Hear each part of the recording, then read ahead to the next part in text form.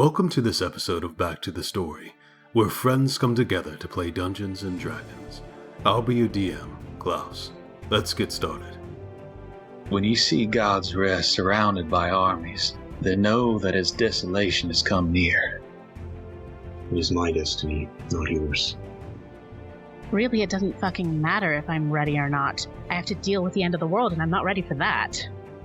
The reason why any of us are enough for anything is because we have each other.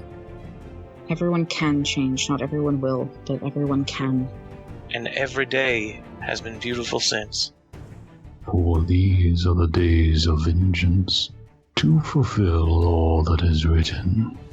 Yes, I know we all want to compare our god's dick sizes right now. My glory is to protect. My virtue is sacrifice. My curiosity is satisfied. For your sins, I will allow you to seek the knowledge.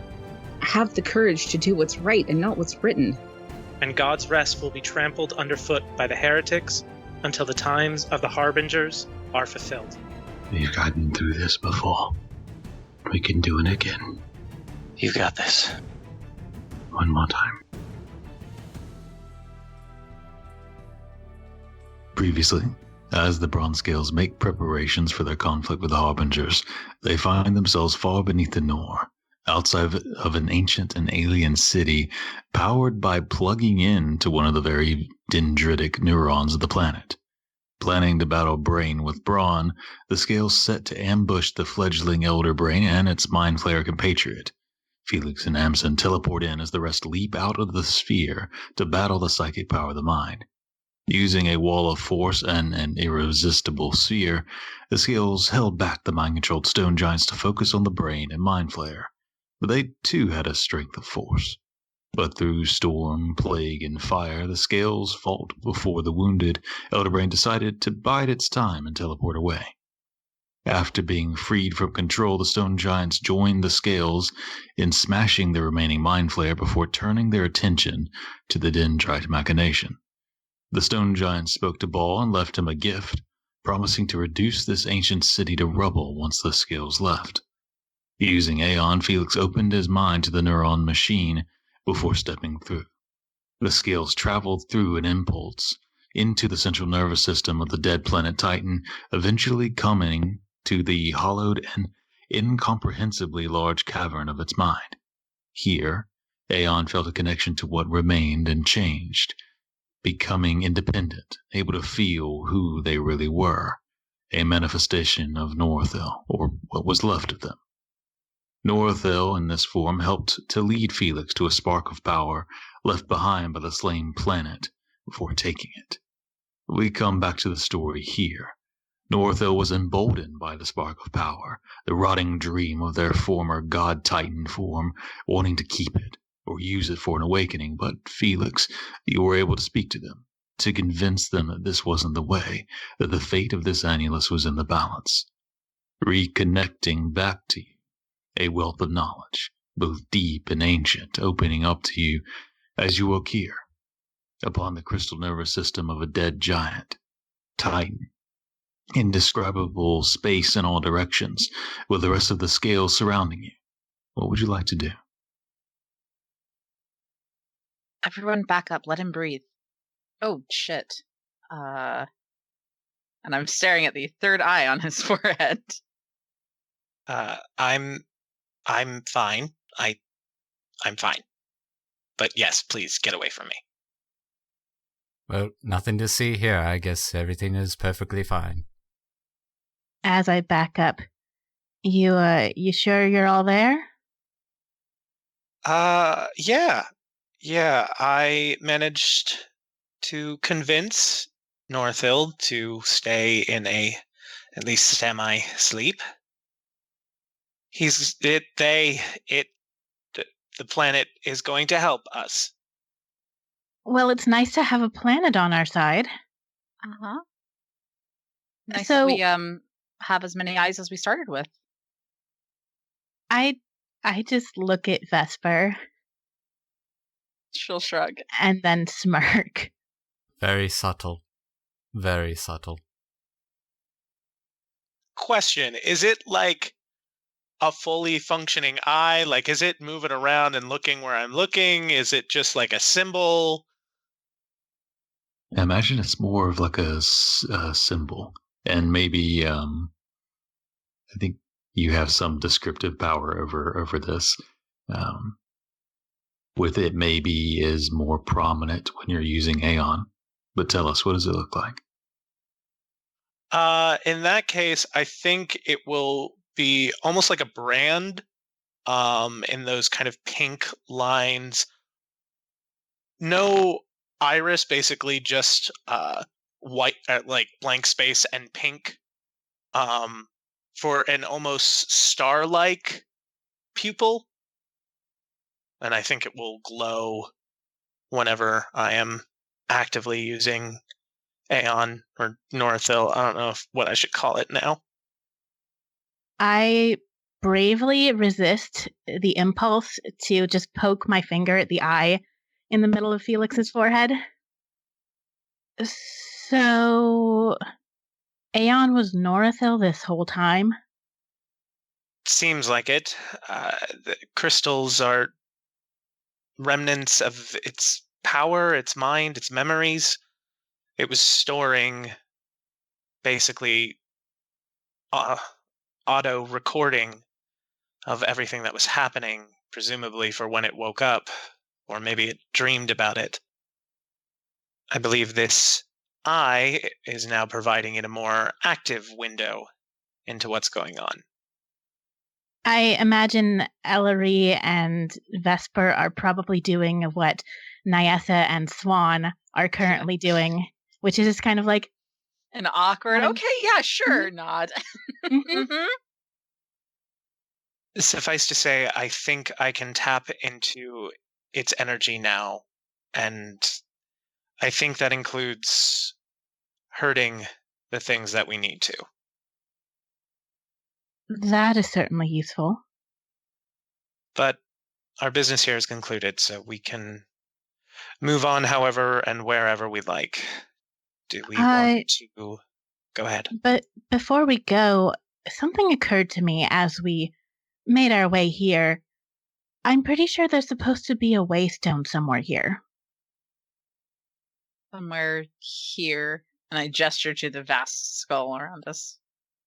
Yeah, I don't know exactly where. Inside the skull or just down underneath the spine? Well, the research that we did said something about the deep mind of Nor. That's really all I know. Well, do we want to look around, see if anything catches our eye? I'm definitely kind of curious. I don't know if there's anything that we would actually want to do with it. Maybe if we happen to find it, just take note if it's safe or not. Yeah.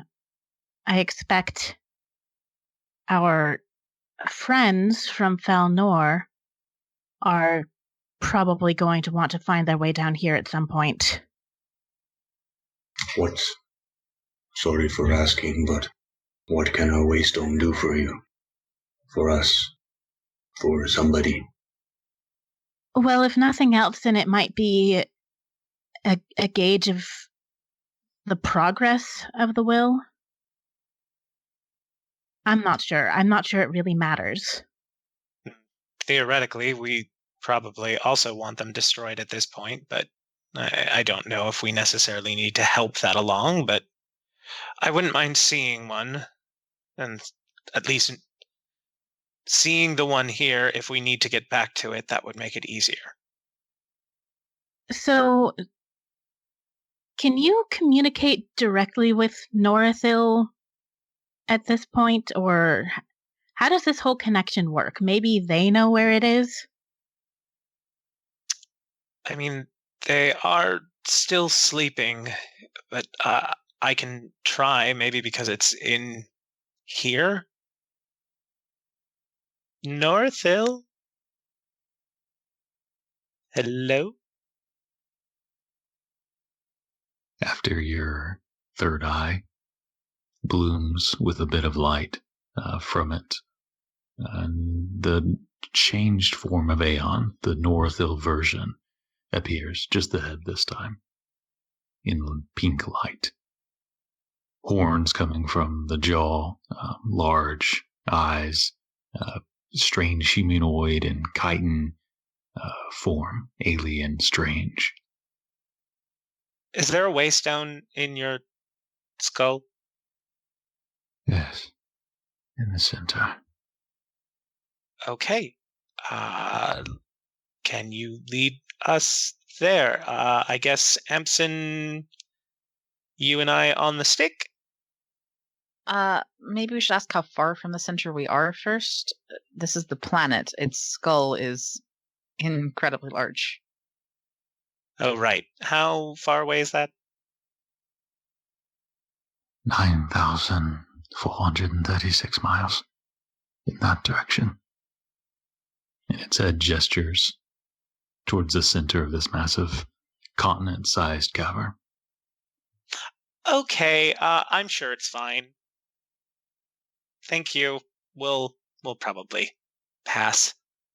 Yeah, I don't think we're doing that today. All right, so back to the question at hand. Where to? Back to Nymanet? That's probably best, so we want to get as close as we can. Maybe we could go to Ezekiel's Grove and they could teleport us like they did before. I think Ellery is kind of quiet for a moment. I think that, we wanted to go there anyway. 2 birds, 1 stone. Let Orizana know what's going on. And Mother Willow. Fine. I have projects to work on anyway. Go about your emotional business. If it makes you feel better, Felix, I think this will be faster than me taking us to the teleportation circle in Fellbridge. That may be the closest circle, but it's also longer to get back to Nymanet. That's fine. I trust you. You're going to do what you're going to do. I've learned. It's fine. Vesper will give Felix a look like she wants to say something, but doesn't, and then turns back to Ellery. Should we use the staff for the chalk to kind of ground where we're going? Yeah, that's a good idea, and I want to have the staff with me when we get there anyway. I think Mother Willow should have it. Should we... How well can we aim with this chalk? From what I understand of it, the more familiar you are with the place, the closer you'll get. If you have an item that has been taken, don't know the timeline, associated with that place, it makes it absolute, but there's always a little bit of chance if you don't. Associated object... An object taken from the desired destination within the last 6 months. So I don't know if the staff technically is going to count. We would have been there 6 months ago, or within the 6 months, I'm sure. Oh, right, because Ezekiel would have been there right before you guys left Nymanet. Mm-hmm. Yeah. So that might work. Well, let me just pop into the sphere and grab the staff then. And I do so. Beep, bop, boop. You got it. I don't know how ready I am for this. It's like everything else. We're never going to actually be ready, so we might as well just do it and jump in. Yeah. There's no right time for hard decisions. Anything. I've always found if you just rip the bandage off very quick, it minimizes the amount of time wasted. Okay, let's do this. So who's drawing the circle? One of our arcane casters is. I would think the one that's already drawn teleportation circles before. Yeah, probably Ellery, since presumably she would have been there the most and she has the staff. So Yeah. So I guess I will do that. Okay, give me a D100. Okay, I'm good at rolling these. That is a 43. Okay. So you draw the circle, focusing on the grove. What you remember of what it looked like, what it smelled like, the colors, the warmth, the people, the animals, the trees. Ezekiel, with his staff in one hand, the chalk in the other.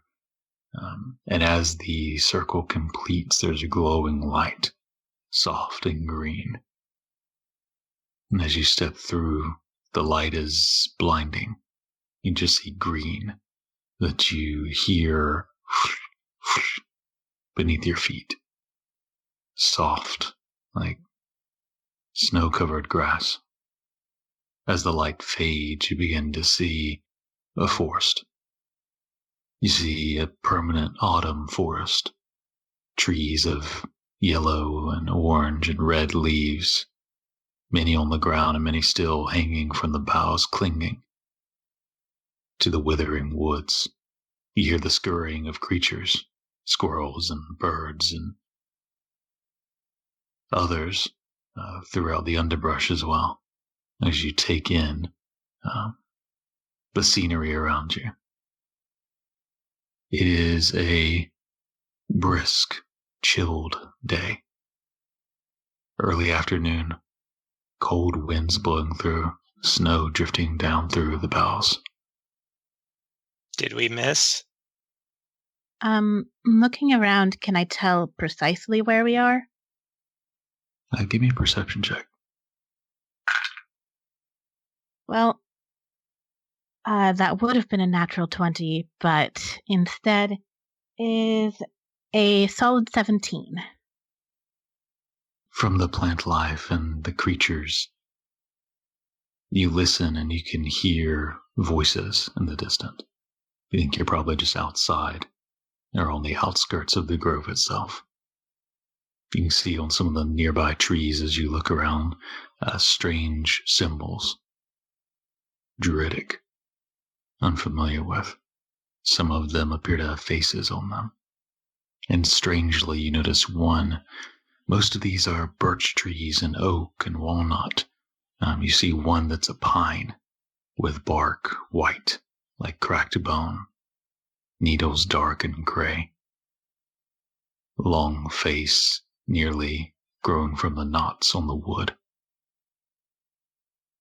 We're close. I think we need to go that way. And I guess I will lead the way. And there's a password Ezekiel used. Yeah. Say that. Probably. Don't know what it is in Druidic. I mean, Ellery would have heard it multiple times on her trips, so theoretically, at least you would know it. Yeah. Even if I don't actually know it to say it out loud right now. He probably, phonetically wrote it out for you. Okay, so it takes you a minute, but as you begin to move in towards the center of the grove, you speak these words, and the underbrush and the vines and the terrain that was impeding your travel begins to lessen, to ease your pace through this forest. The vines kind of retract.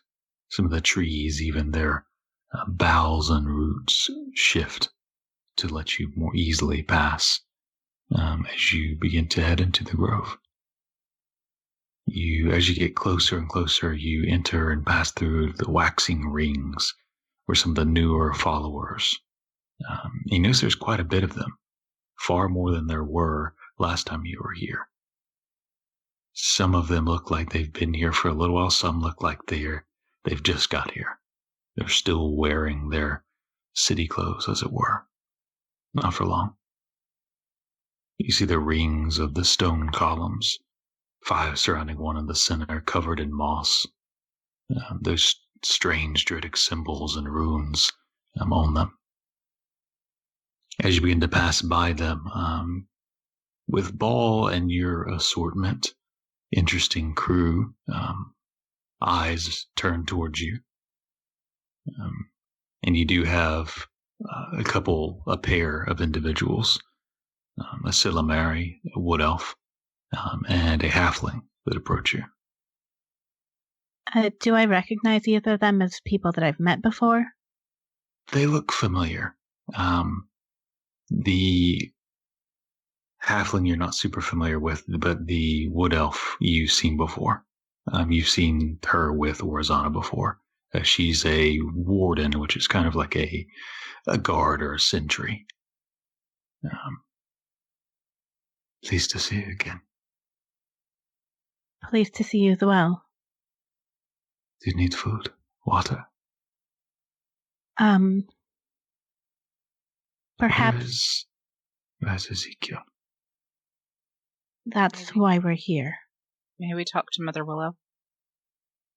I see. Yes. The halfling is just kind of stunned for a moment, but she puts her hand on his shoulder and they turn and begin to lead you through. Past these sort of outer rings and into the more central ward. You see the sort of misty fog ahead, the tangle of grasping vines. You see a ring of those large guardian trees, more beasts now, elks, squirrels, birds, some large, owls hanging in the trees sleeping during the day. And you see more experienced followers here. Some you recognize the faces of. The wardens lead you through and talk to some ahead, looking back over their shoulders to your crew before one leaves to enter into the fog, into that central moonlight ring. Out of the fog, a few come. One with silvered eyes, a tiefling, a human, one Dane, who you've met a few times, the sort of business manager of the Grove, as well as a enormous elk. Runes all along the points of the antlers. And walking behind this enormous creature is Mother Willow, elven descent, walking with a quiet dignity, a knowing smile, comforting. She holds her hands out to you all and whispers words in Druidic as the fog fades like a wall behind her, leaving a portal, an archway through. I walk forward. I'm carrying Ezekiel's staff, and it's really too large for Ellery to handle very well, but oh, don't look at me like that. But the way I'm carrying it is not using it like a walking staff, but carrying it in both hands. And as I walk closer, I kind of hold it out towards Mother Willow. Is this what is left?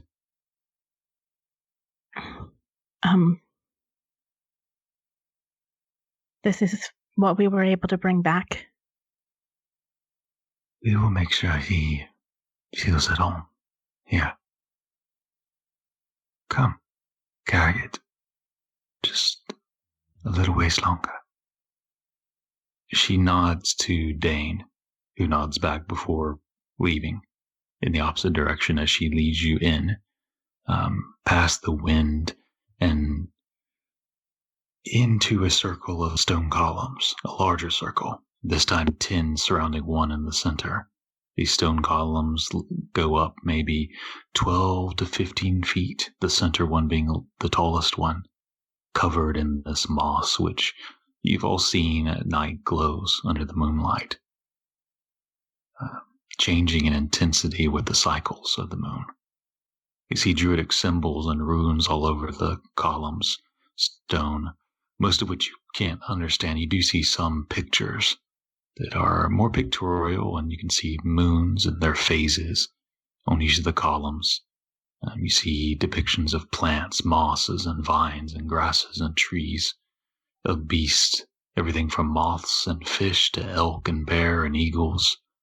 And you see stars, various stars, on each column, sometimes one, sometimes multiples, with a word beneath each one, in a language you can't understand. Mother Willow speaks. Dane is going to bring some others who would like to say their piece, their goodbyes. Witness this. I nod. There were a lot of people who loved him here. He will have his chance to continue, in a way. Perhaps as a guardian, or a symbol. From his staff, we can... There was a time when we would form more of these stone columns, these circles, as funeral rites.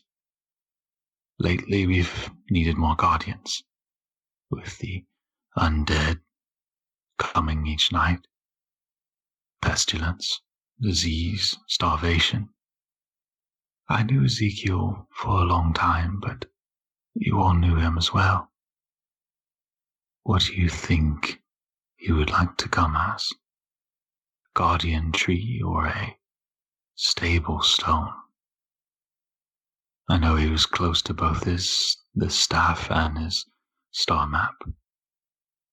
Out of character question before we answer. When we talked to Black Star, she said Ezekiel was already reborn.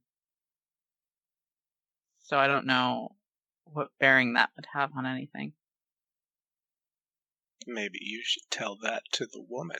That's what I was just thinking before we answer. So I'm like, before we answer, is that... Yeah, so Vesper, who has been kind of staring straight ahead and trying not to cry just yet.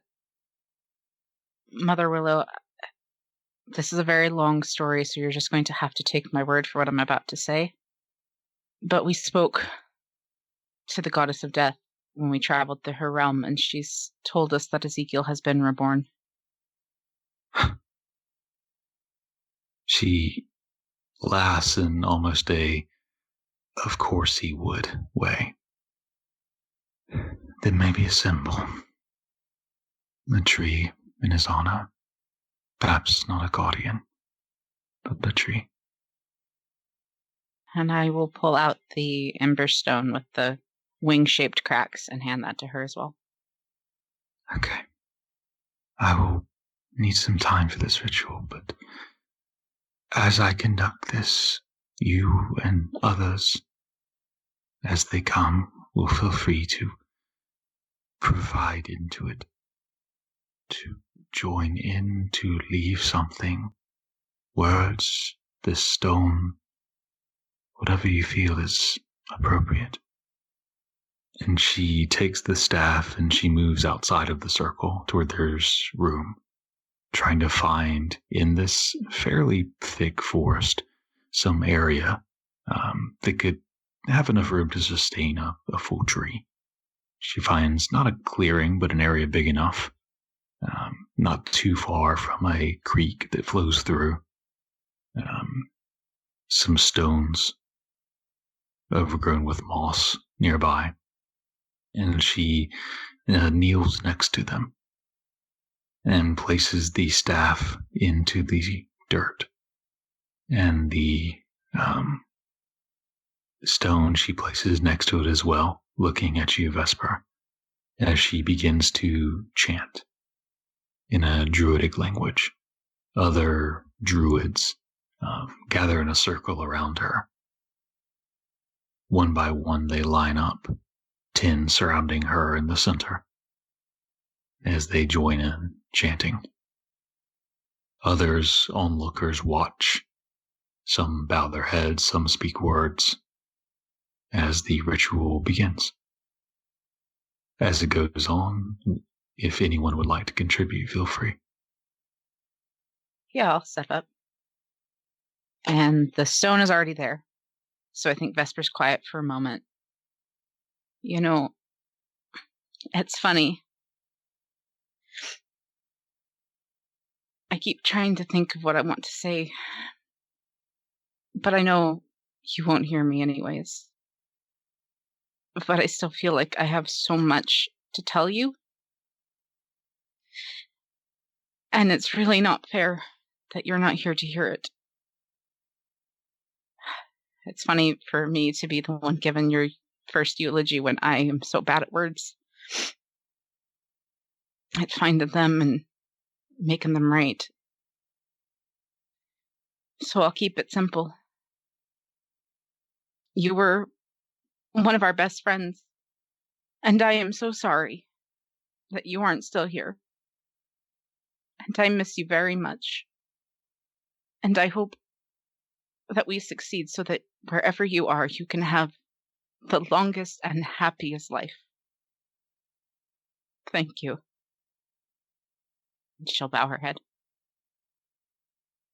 As you say these words and the ritual begins, you see small roots begin to grow out of the base of the staff and dig into the ground as the staff begins to anchor itself. You see the wood almost shift as if breeze beginning to breathe life into it once more. I think Ellery puts her hand on Vesper's shoulder and says, well, Vesper already said most of what I would have wanted to say. But Ezekiel, you helped me find myself again when I felt completely lost. There were times when you understood me when I didn't understand myself.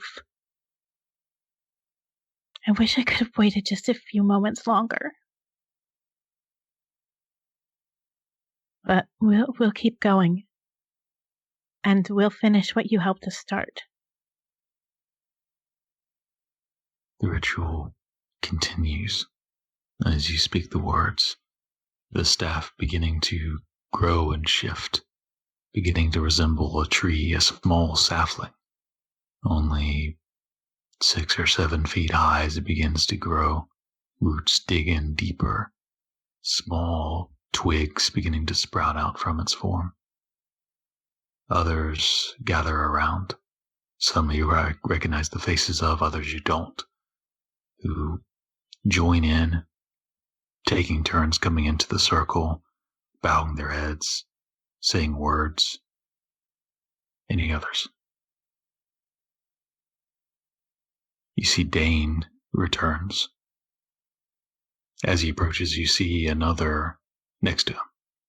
A wood elf, dark brown skin, freckles, large eyes, wild brown hair tied back. There's a child on her hip as she waits outside of the circle, maybe only a year old. As she looks on at the ritual, Dane approaches first. He has something in his hands, wrapped in cloth. As he begins to approach and unfold it, Ezekiel, as a warm wind blows through this grove in this winter, this was one of the first or the hardest things Ezekiel gave up when he had to give up everything of material possession to join the grove. What was it?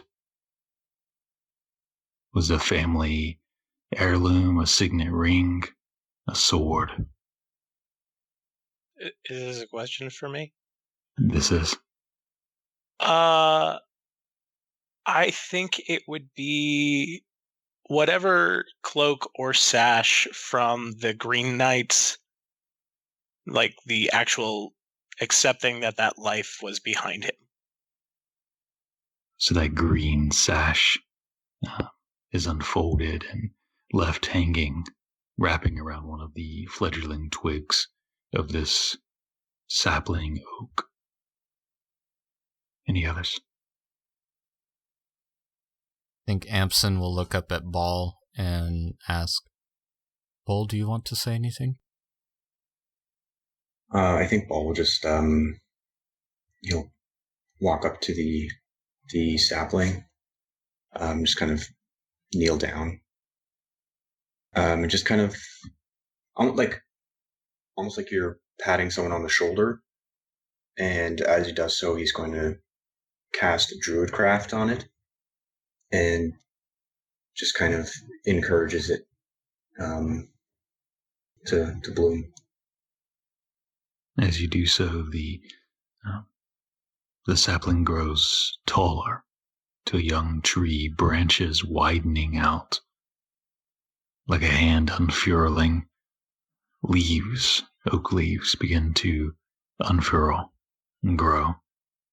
Boughs stretching out above you. And I think that's all Ball does. Ball stands back up and just goes back to his place.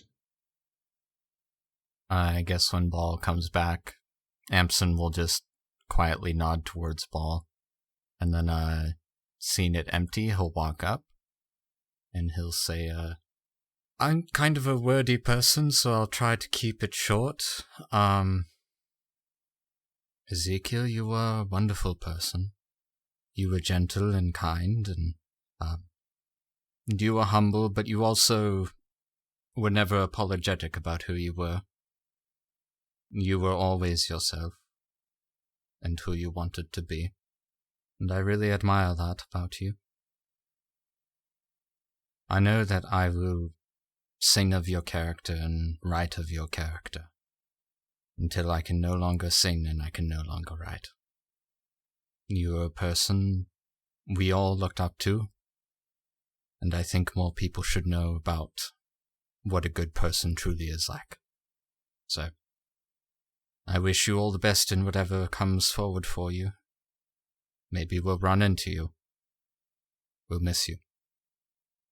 And he'll quietly step back to his place. As you speak and the ritual continues, the young tree grows taller, wider. The boughs under their own weight begin to sag, like a tree that's been there for years. Acorns grow and fall along the ground as little squirrels and birds run up to them, carrying them off, gnawing on them. One by one, others approach and leave flowers or druidcraft vines, pour wine out into the roots, hug, kiss the bark. The large elk beside Mother Willow rubs its antlers along the bark, leaving a rub. The wood elf approaches with the child, and you can hear her under her breath. You idiot. She kind of kicks at the roots a little bit. Welcome home. She puts her forehead against the bark. You see the child on her hips, dark brown skin, wild brown hair, flowing back, tried to be tied down, but not quite contained even at this maybe 1 year old, with large eyes, pearlescent green. And she moves back as well. Others join in and say their piece, whispering in, leaving behind trinkets. The stone Mother Willow takes and presses it into the trunk, almost the tree growing around it, taking it in, leaving it held. You see the sash that's kind of lifted up to wrap around the tree. Some of the other bottles of wine and other things left grow and are entwined with the tree as it grows. You see a face is formed, bearded, above the ember stone as the ritual begins to come to a conclusion. The chanting stops. You just hear the wind blowing, the animals chirping and scurrying about. A warm, comforting place at the end of the world. Next time on Back to the Story. You can feel there's a presence, one of them here, that holds ethos. Exi. Their true name was Exi. They stood against Narasine. I hate to interrupt, but we have a little bit of an issue, and Amson will hold out his the back of his now glowing red hand.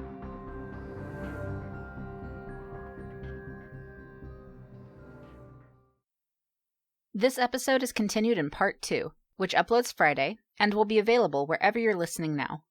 For behind the scenes and more, check out our Tumblr, back-to-the-story at tumblr.com, and follow us on Twitter for updates at @back2_the_story. And if you're feeling especially generous, feel free to buy us a coffee at ko-fi.com/backtothestory. We'll see you next time in Norithil.